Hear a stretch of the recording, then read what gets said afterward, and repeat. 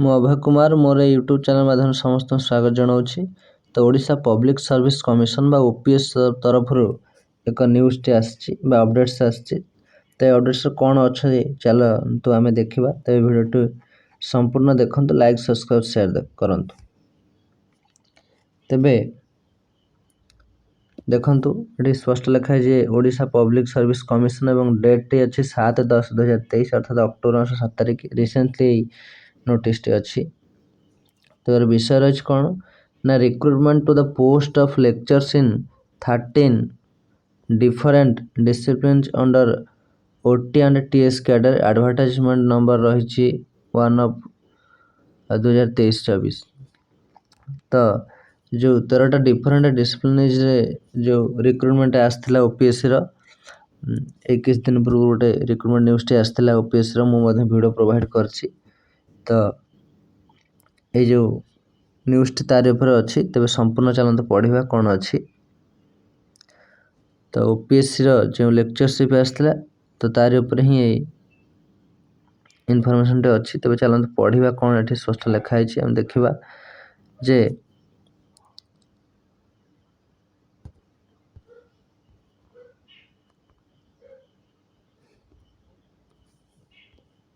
Notice रही it is for information of all concern that the corrigendum which was issued.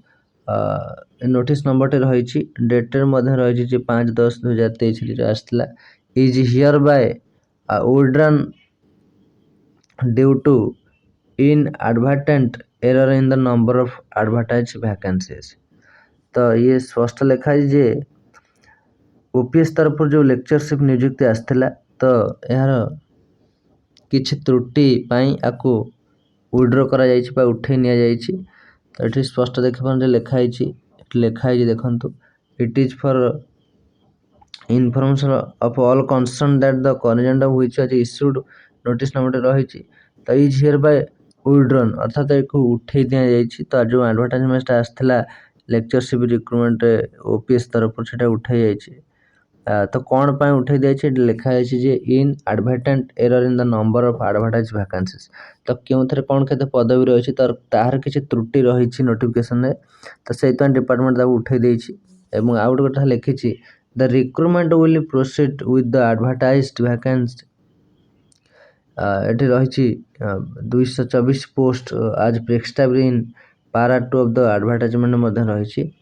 तो the recruitment will proceed with advertise vacancy अर्थात तार कुछ संपूर्ण कहूँ जे यहाँ निहाती परवर्ती समय से दब किंतु किसी चेंजेस से आणवे। ये आहरी कथा लिखाई जे जो मैंने भाव खुशी होते काले मन दुख करेंगे से कथा ना। ये जो रिक्रुटमेंट न्यूज़टी OPSC आना लेक्चरशिप तो सेटा से विड्रॉ कर उठे देछि किंतु परवर्ती समय से किसी चेंजेस बा परिवर्तन करी आहरी अधिक पोस्ट निहाती आनी पारिबो बोली जना पड़ी। तो आनीपारे निहाती आर गोटे लिखाई देखो ये लिखाई जे in pursuance of orders of honourable high court of Odisha passed in WP number टेट रही एवं डेटेड रही filed by Shri Vikas Jena versus state of Odisha and others and as per letter number 8 रही Bhubaneswar dated 12/9/2023 communicated by government in skill development and technical education department 25% of vacancies in the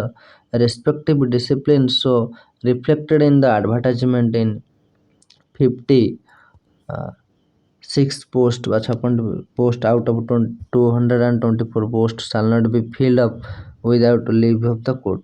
तो ठीक किसी कोर्टर मध्य किसी permission रही जे तार जो कौन त्रुटि अच्छी तो केते चेंजेस हम कौन हम एटा निहाती गोटे गुरुत्वपूर्ण कथा। तो ये आउ गोटे इनफॉरमेशन लिखाई जे the concern candidates are advise to visit the website of commission at OPSC। तो OPSC वेबसाइट बारंबार देखापी सी डिपार्टमेंट ये मेंशन करछंती।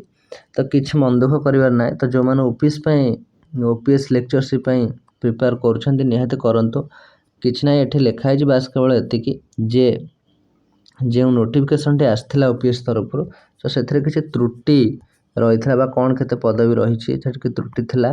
तो से त्रुटि को से माने सजाड़ी परवर्ती समय ଖୁବ୍ କମ୍ ଦିନ ଭିତରେ ପୁଣି ସେ ଏଇ ନ୍ୟୁଜ୍ଟି ଦେବେ, ରିକ୍ରୁଟମେଣ୍ଟ ଲେକ୍ଚରସିପ୍ ନ୍ୟୁଜ୍ଟି ଦେବେ, ଯେଉଁଥିରେ କି ଆହୁରି ଅଧିକା ମଧ୍ୟ ପଦବୀ ଆସିବାର ସମ୍ଭାବନା ଅଛି। ତେବେ ଏଇଭଳି ଭାବରେ ଭିଡ଼ିଓଟି ରହିଛି ବା ଇନଫର୍ମେସନ୍ଟି ଅଛି। ତ ଭିଡ଼ିଓଟି ଶେଷ ପର୍ଯ୍ୟନ୍ତ ଦେଖିଥିବାରୁ ସମସ୍ତଙ୍କୁ ଧନ୍ୟବାଦ।